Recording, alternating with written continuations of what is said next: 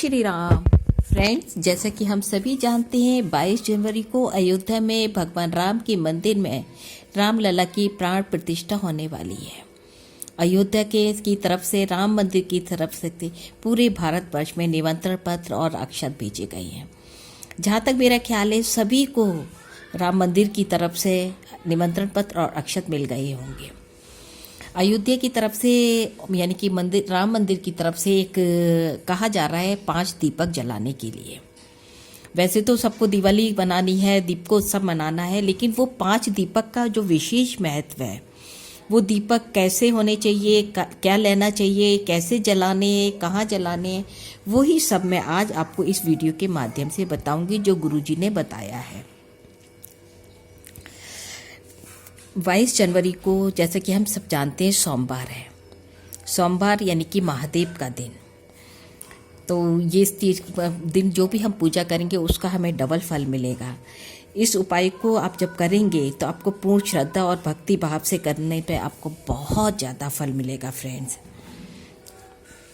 लेकिन मैं यहाँ आपको एक बात बता दूँ, ये दीपक आपको प्राण प्रतिष्ठा होते समय यानी कि दिन में 12 बजे के करीब नहीं जलाने हैं।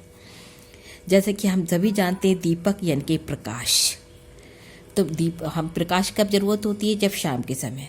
तो संध्या काल में जब सूर्यास्त होता है तभी इन दीपकों को आपको प्रज्वलित करना है। प्रदोष काल यानी कि शाम को लगभग 7 बजे के बाद अगर आप ये दीपक जलाएंगे तो बहुत अच्छा होगा। अब एक प्रश्न और आपके मन में आ रहा होगा कि दीपक कौन से लेने चाहिए। तो यहाँ फ्रेंड्स मैं आपको बता दूँ, दीपक सबसे अच्छे मिट्टी के माने जाते हैं। मिट्टी हमेशा शुद्ध और पवित्र मानी जाती है।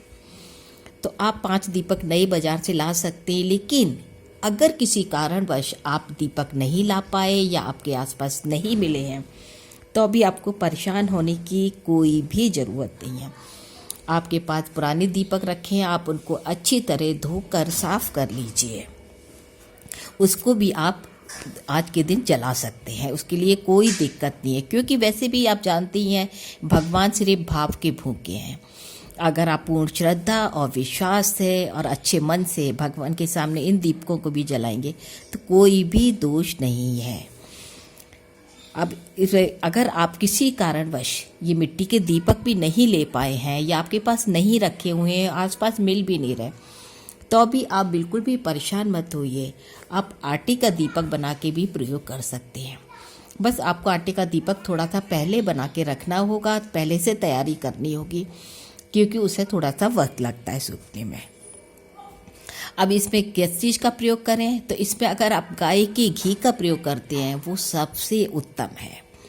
लेकिन अगर आप किसी भी कारणवश घी का प्रयोग नहीं कर पा रहे हैं तो भी आपको परेशान होने की ज़रूरत नहीं है। अपने मन को आपको ख़राब नहीं करना है। आप इसमें मीठा तेल, सरसों का तेल, जो भी है आपके सामर्थ्य अनुसार आप ले सकते हैं। अब पूजा कैसे करें? इसके लिए आपको एक थाली में इन 5 दीपक को रखना है और इसमें आपको ये लंबी बाती ही रखनी है, आपको कमल फूल वाली बाती नहीं रखनी है।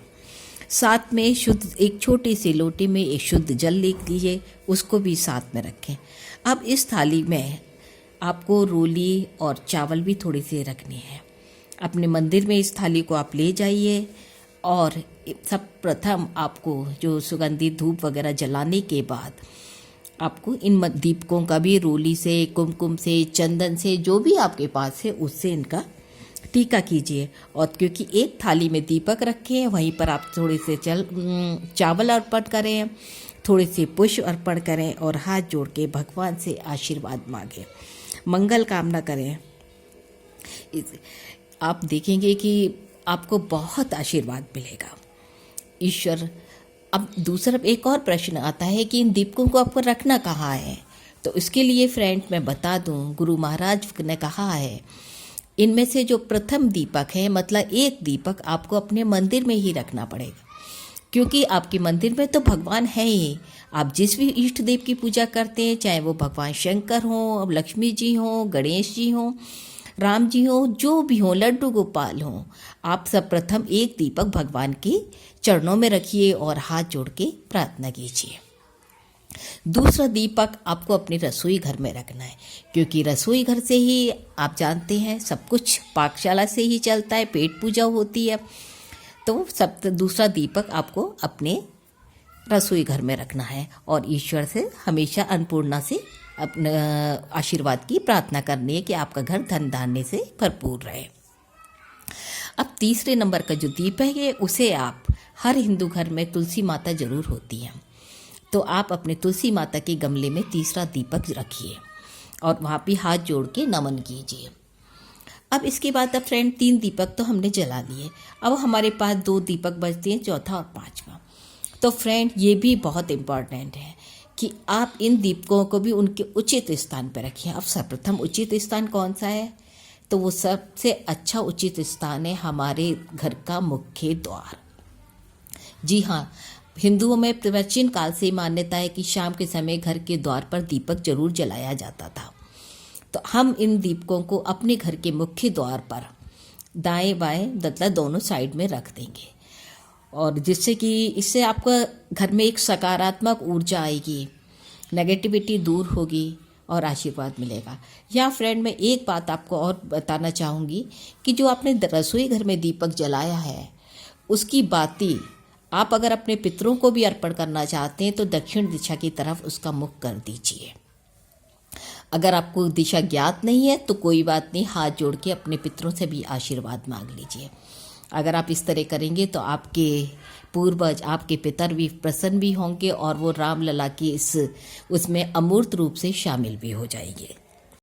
और फ्रेंड्स ये जो पीले अक्षत मिले हैं इसको आप अपनी पूजा स्थल पर भी रख सकते हैं भगवान के पास, और अपनी तिजोरी में भी रख सकते हैं। कुछ दाने पूजा स्थल पर रख दीजिए, कुछ दाने, क्योंकि ये वहाँ से अयोध्या का एक तरह से प्रसाद ही है। आप इसको अगर मंदिर में रखेंगे या तिजोरी में रखेंगे तो आपको शुभ ही होगा। और फ्रेंड आपको कुछ थोड़ा सा प्रसाद के लिए कुछ मीठा भी बना लीजिए घर में, चाहे पेड़े बना लीजिए चाहे चावल की खीर बना लीजिए, जिससे भगवान का भोग भी लगाइए और प्रसाद बांटिए भी। अगर फ्रेंड कमेंट करके ज़रूर बताइए आपको आज का वीडियो कैसा लगा। फिर और पहली बार चैनल पर विजिट कर रहे हैं तो प्लीज़ चैनल को सब्सक्राइब जरूर कीजिए, और फिर मिलते हैं जल्दी से एक बहुत अच्छे से वीडियो में। तब तक के लिए बाय बाय।